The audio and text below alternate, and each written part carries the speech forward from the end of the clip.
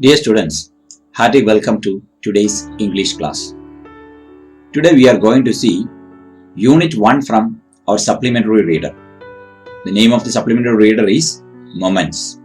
The first unit is The Lost Child. This is the story of a child who goes to a fair with his parents. The child is very happy and excited and wants everything from the fair. He wants sweets and toys displayed in the shops. But his parents don't buy them for him. Soon the child gets lost and separated from his parents while engrossed in enjoying the colorful fair. This causes panic in his mind. Then he refuses when someone else who finds him and offers all those things to him. He wants nothing but only his parents. This story is written by Mulkraj Anand. Mulkraj Anand was born in 1905 and died in 2004.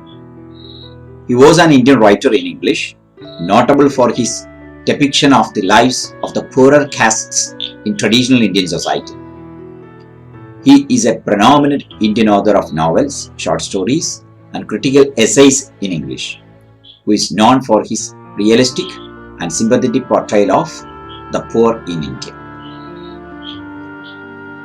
Now let's read our story. It was the festival of spring. From the wintry shades of narrow lanes and alleys emerged a gaily clad humanity. Some walked, some rode on horses, others sat, being carried in bamboo and bullock carts. One little boy ran between his father's legs, brimming over with life and laughter. Wintry shades of narrow lanes and alleys means in the winter season, the narrow lanes were full of shade.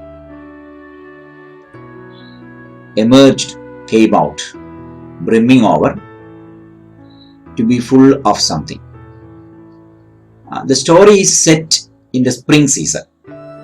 As the winter season had just ended, all the people came out of their houses. They were cheerful as the chilling cold weather had ended. People conveyed through different modes: foot, horses, bamboo, carts and bullock carts. A little child was accompanied by his parents. He ran excitedly and often banged into his father's legs. He was full of life, excitement and laughter. "Come, child, come," called his parents, as he lagged behind, fascinated by the toys in the shops that lined the way. Lagged behind means was left behind. Fascinated by, attracted to. Lined the way were set up along the way, the shops which were. The child was attracted to the toys which were displayed at the various stalls. As he would be left behind, his parents would call him to come with them. He hurried towards his parents, his feet obedient to their call, his eyes still lingering on the receding toys. As he came to where they had stopped to wait for him, he could not suppress the desire of his heart, even though he well knew the old, cold stare of refusal in their eyes. Whose eyes? Parents' eyes. Lingering means lasting for a long time. Receding means left behind as he walked ahead. Suppress, put an end to. Cold means without any feelings, no emotions. The child was obedient and would walk towards them on being called, but his eyes would keep on looking at the toys that he wanted. As he reached them, he couldn't control his desire to buy a toy. He was familiar to the reaction that they would give, his parents would give. He knew that parents would stare him, indicating denial to buy him the toy. The child knew the emotionless, the cold way in which his father and mother would stare at him. Child needs the toys, whereas parents, no. I want that toy, he pleaded. Plead means requested. The child was unable to control his desire any longer. He said that he wanted to buy the toy. His father looked at him red-eyed. In his familiar tyrant's way. Tyrant means a cruel and oppressive ruler. Here this father is like that anyway. The father's eyes grew red with anger. He looked at the child just like a cruel ruler who was trying to oppress him, just not ready to accept the child's demand, on a father who is not ready to buy any toy for the child. His mother, melted by the free spirit of the day, was tender and giving him her finger to hold, said, "Look, child, what is before you?" All mothers are like that. They would say that, "Oh, child, you look at, you could see an elephant there." Melted became tender and loving. Though father was a tyrant like anything, whereas the mother was a melted butter like loving. The mother became emotional due to the cheerful mood. Lovingly, she gave her finger to the child to hold and guide him to a place. She asked him to see what was in front of him. Normally, when you go for an outing, you will grab fingers of your mother and walk with them. If people are in 9th standard and grown-up children, I don't know whether you will grab your mother's or father's hand or finger while you go for an outing. Anyway, this is a very young child. He just grabbed the mother's finger. Mother offered it. It was a flowering mustard field, pearl like melting gold as it swept across miles and miles of even land. A group of dragonflies were bustling about on their gaudy purple wings, intercepting the flight of a lone black bee or butterfly in search of sweetness from the flowers. The child followed them in the air with his gaze till one of them would still its wings and rest, and he would try to catch it. But it would go flapping up into the air. When he had almost caught it in his hands, then his mother gave cautionary call, "Come, child, come on to the footpath." Pearl, dull and colorless, gaudy, extremely bright and showy. There was a vast field full of bright yellow-colored mustard flowers. Mustard flowers will be only on mustard plants. They seemed like flowering streams of gold and were widespread. A group of dragonflies, black bees, and butterflies buzzed around. Butterflies may not buzz, but black bees, sucking the nectar from the flowers. The child looked at them as they flew around. When one of them sat somewhere, dragonfly, he tried to catch them, but the tiny creatures would fly away the next instant. It's like that, touched or not touched, by that time it would fly. The mother called out to him as they started walking down the footpath. He ran towards his parents gaily and walked abreast of them for a while, being, however, soon left behind, attracted by the little insects and worms along the footpath that were teeming out from their hiding places to enjoy the sunshine. The beginning, the child was amused by the toys and so on. Now the child is attracted by certain creatures, abreast, side by side and facing the same way, teeming out to pour or empty out. The child ran towards his parents. He walked next to them, but after a few steps, he stopped to see the insects who were coming out of the soil.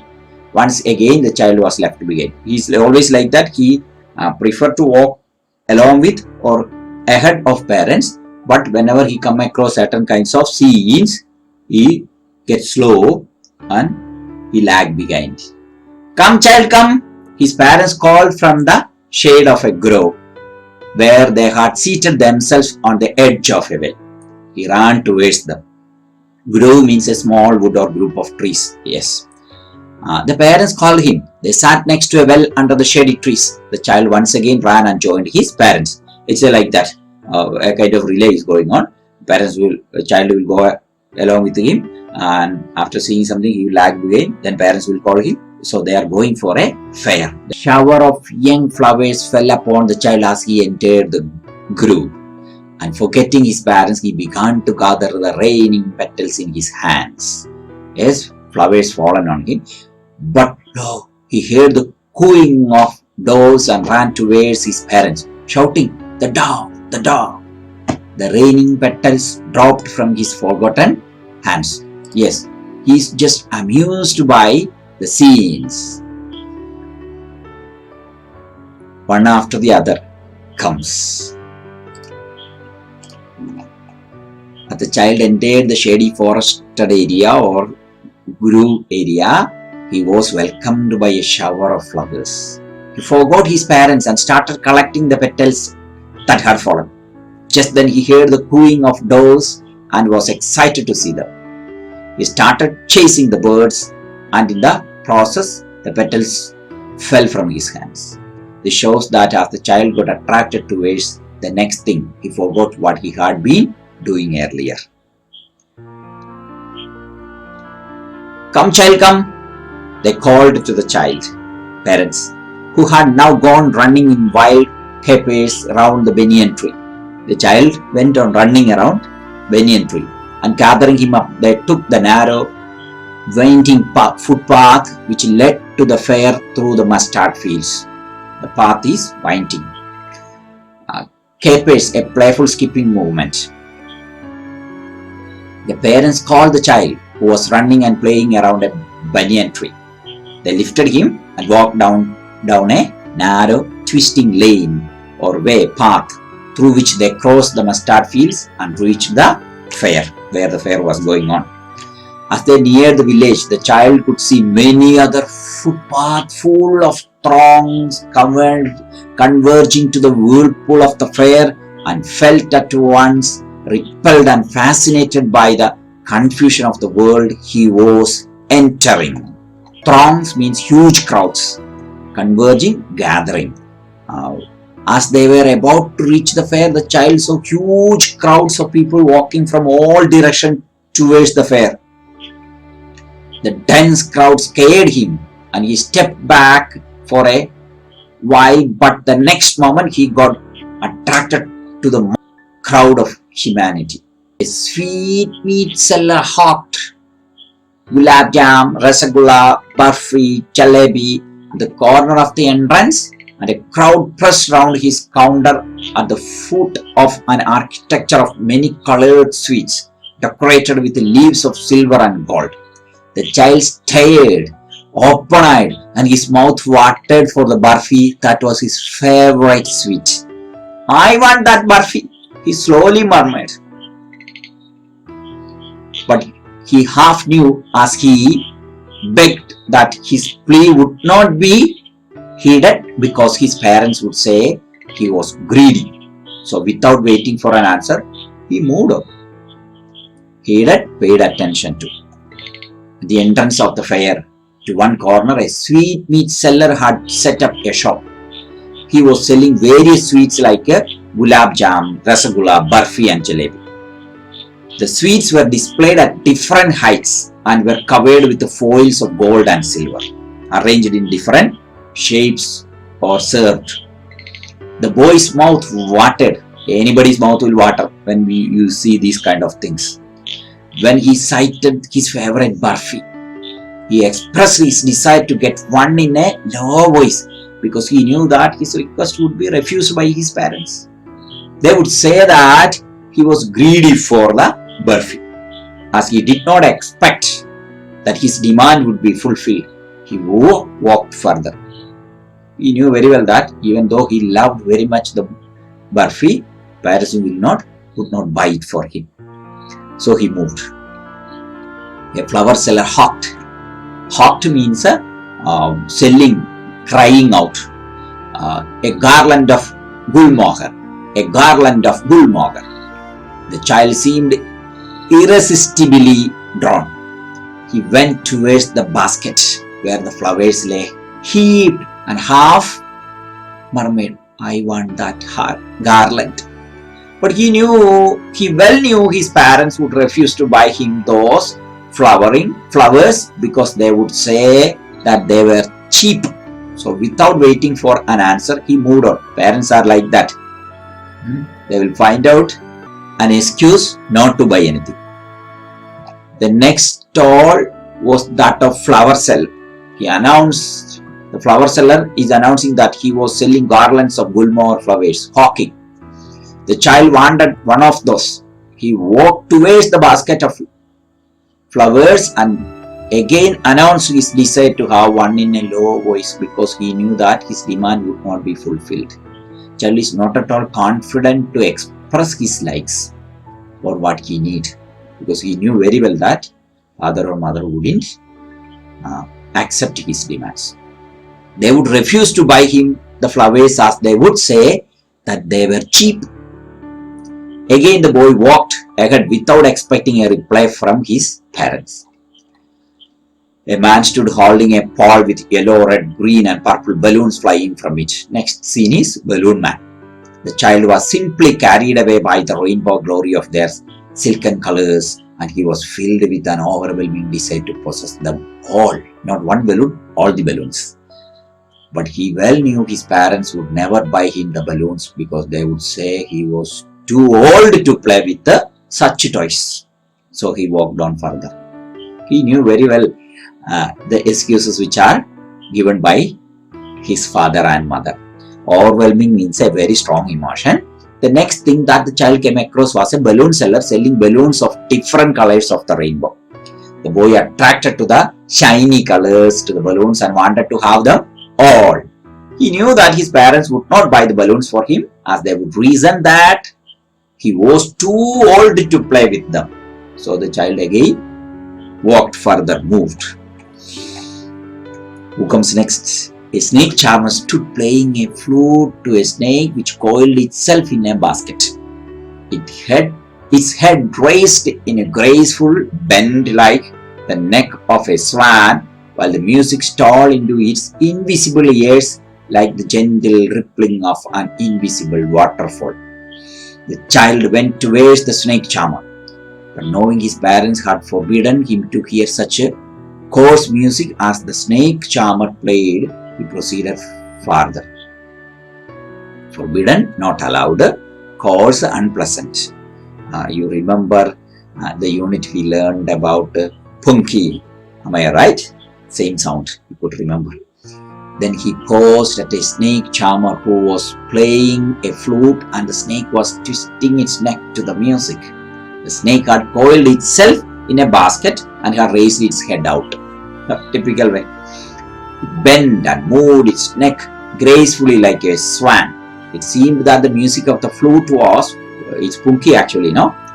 Heard by the snake's invisible ears and created the effect of a waterfall on it because it swayed its neck in a similar way. Yes. The boy walked towards the snake charmer, but his parents had warned him to remain away from the unpleasant music played by such men. He walked further. He is not allowed to go near a snake charmer. There was a roundabout in a full swing. Men, women and children carried away in a whirling motion, shrieked and cried with dizzy laughter. The child watched them intently and then he made a bold request. I want to go on the roundabout, please, father, mother. You all are familiar with the different rides in amusement parks. Here, just a simple roundabout. Then he saw the roundabout swing. It was full of men, women and children who were enjoying the ride. The boy watched the people on the roundabout and then with a lot of courage expressed his desire to go on the roundabout. Till now, the boy's child sound was not up. Even though he wanted many things, he would say only with a low sound. But this time he expressed with a little bit courage, desire. There was no reply. He turned and looked to his parents. They were not there. Ahead of him, he turned to look on either side. They were not there. He looked behind. There was no sign of them. When his parents did not reply, He turned towards them. This time there was no from the parents. He saw that there were nowhere around. They were not there. He looked around and behind, but his parents were nowhere to be seen. Where they are? The child lost his way. Now the title of the story, The Lost Child. The child who was just fascinated by the fair, now he became the lost child. Till this moment, the story was going this way. Now everything changes upside down. We shall see a full deep cry rose within his dry throat, and with a sudden jerk of his body, he ran from where he stood, crying in real fear, "Mother, father!" Tears rolled down from his eyes, hot and fierce. His flushed face was convulsed with fear.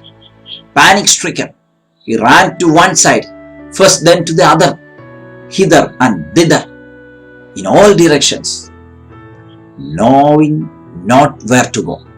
"Mother, father," he wailed. His yellow turban came untied and his clothes became muddy. Hither and thither, here and there. The boy cried loudly, jerked his body, and ran here and there, calling out for his parents. "Father, mother, where are you? Where are they?" He was full of fear, and tears started rolling down his cheeks as he wailed and ran around, his turban open and his clothes became muddy, full of dirt.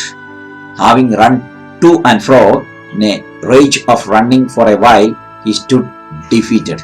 He ran here and there. His cries suppressed into sobs.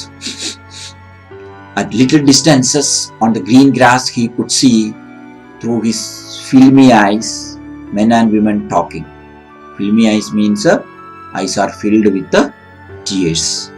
He tried to look intently among the patches of bright yellow cloths, but there was no sign of his father and mother among these people, who seemed to laugh and talk just for the sake of laughing and talking, intently, carefully.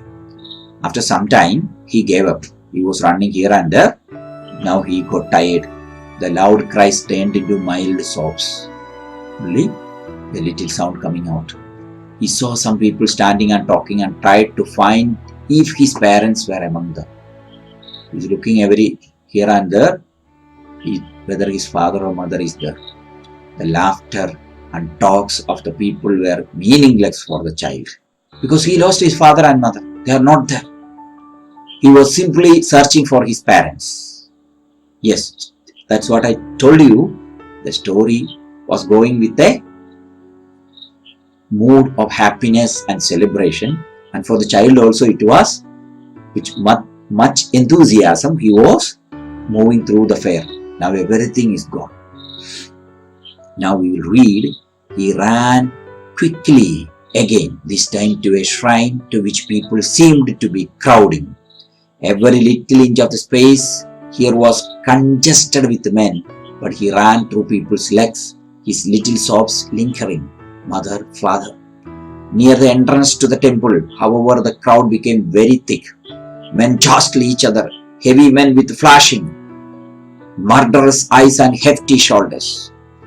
The poor child struggled to thrust a way between their feet, but knocked to and fro by their brutal movements.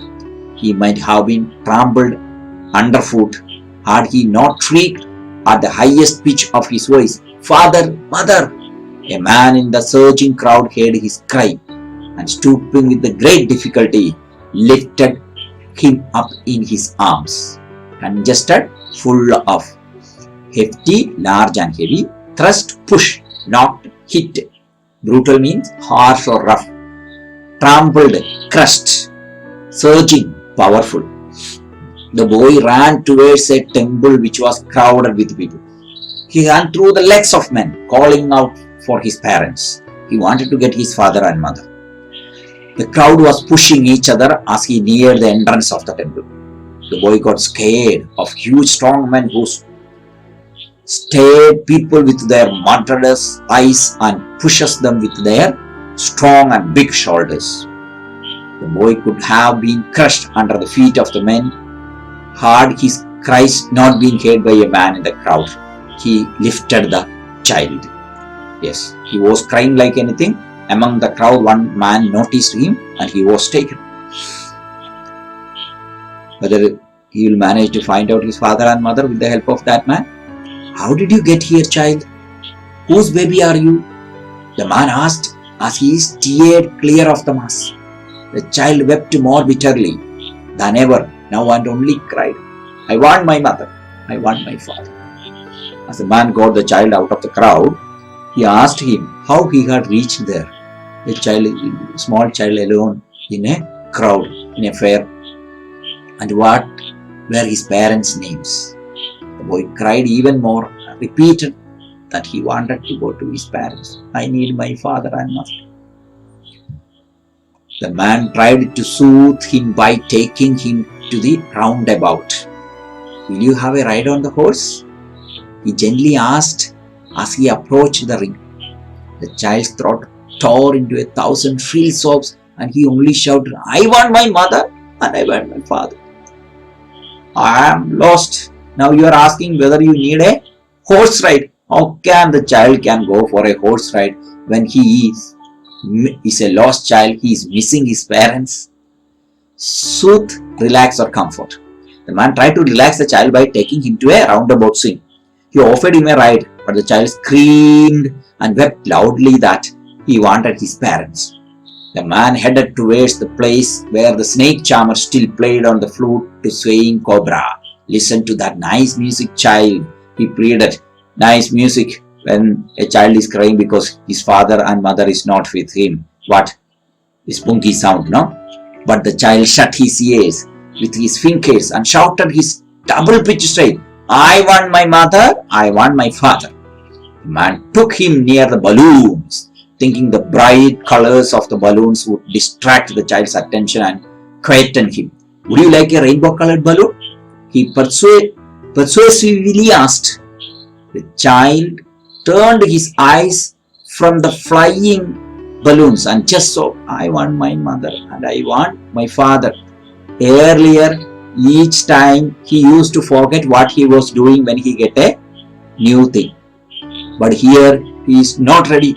He needs only what? His father and mother. Pleaded means requested, double-pitched strain, use of a lot of force. The man started walking back on the same route which the child had taken. So he took the child to the snake charmer. He asked him to listen to the nice music played by the snake charmer. The child shut his ears with his fingers and screamed loudly that he wanted his parents. The man took the child to the bright colored balloons, hoping that he might get cheered by seeing them. He offered a balloon to the child, but he turned away and he wept for father and mother. The man, still trying to make the child happy or bore him to the gate where the flower seller sat. Look, can you smell those nice flowers? Child, would you like a garland to put round your neck? Bore means carried. That man is carrying our child. The man tried to make the child happy and took him to the flower seller. He asked him to smell the fragrance of the flowers and offered him a garland. The child turned his nose away from the basket and reiterated his song. I want my mother, I want my father. Repeated. The child refused to smell the flowers that he wanted to buy earlier because now his priority was to get his parents. Thinking to the humor his disconsolate charge by a gift of sweets, the man took him to the counter of sweet shops. What sweets would you like, child? He asked. The child turned his face from the sweet shop and only sobbed, I want my mother and I want my father.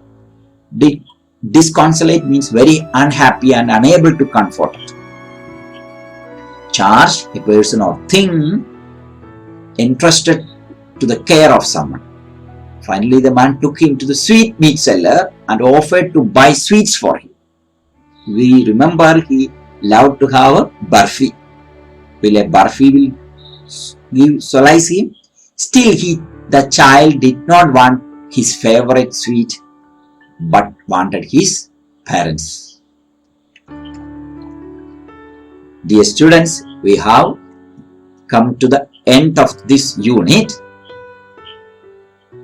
The intention of having a supplementary reader along with your textbook is to improve your reading habit. You should read this unit carefully. Before reading the unit 1, you can go through the foreword of this book. Kindly read this story and questions answers that we are going to discuss right now, that you have to write in your notebook. Think about it. There are 5 questions given at the end of this unit. What are the things the child sees on his way to the fair? Why does he lag behind? On his way to the fair, the child sees many things. He saw toys that were displayed in the shops lined up on the way. He saw the vast mustard field which seemed like a melting gold. There were brightly colored dragonflies, butterflies and black bees which flapped their wings and sat on the flowers to suck nectar from them. He also saw little insects and worms along the footpath that were crawling out of the holes in the footpath to get sunshine. The child saw a dove bird in the grove. Also he saw hordes of people walking towards the fair. Also he saw hordes of people, lot of people walking towards the fair. The child often lagged behind because he would watch different happenings around him. He would get attracted to these things and those things and would stop in his way. Then his parents would walk ahead and he would be left behind. The next question we have, in the fair he wants many things. What are they? Why does he move on without waiting for an answer? In the fair, the boy wanted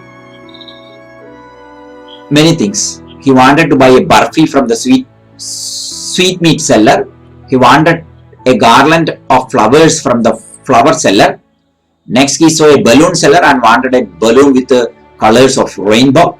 When he saw the snake charmer, he was attracted to the music of the punky and wanted to listen to it. He wanted to take a ride on the roundabout swing.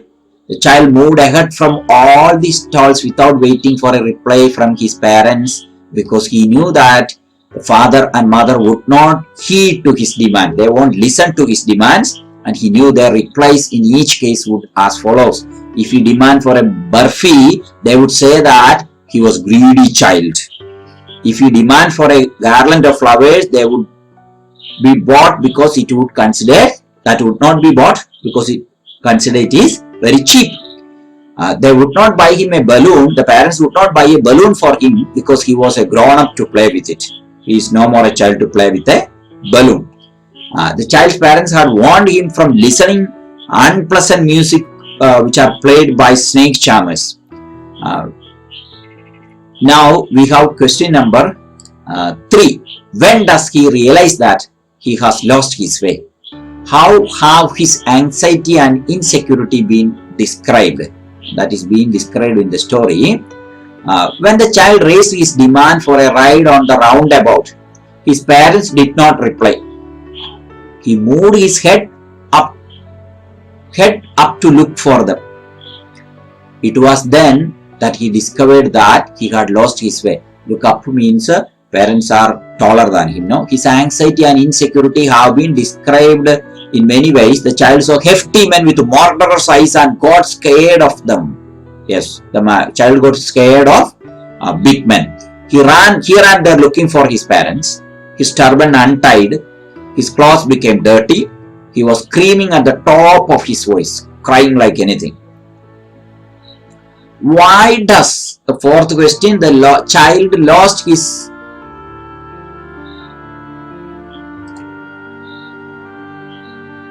lost interest in the things that he had wanted earlier? Why does the lost child lose interest in the things that he had wanted earlier?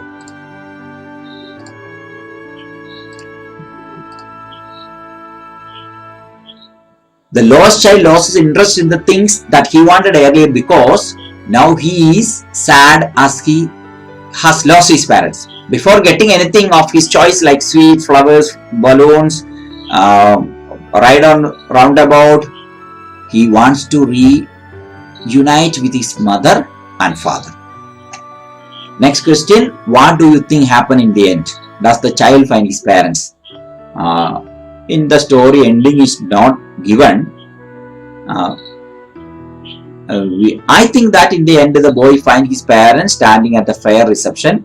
Thus the child finds his parents and they reunite once again. They might have thanked that man who brought him there.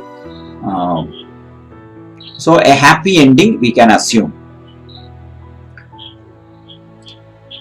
Now talk about how to ensure not to get lost. You people are at home, so there is no chance to get lost. But there are instances you might have gone for fairs or festivals or some kind of celebration or gathering. So there is always make sure that you shouldn't get lost. There are suggested reading The Coolie by Mulkraj Anand, Kabuliwala by Rabindranath Tagore.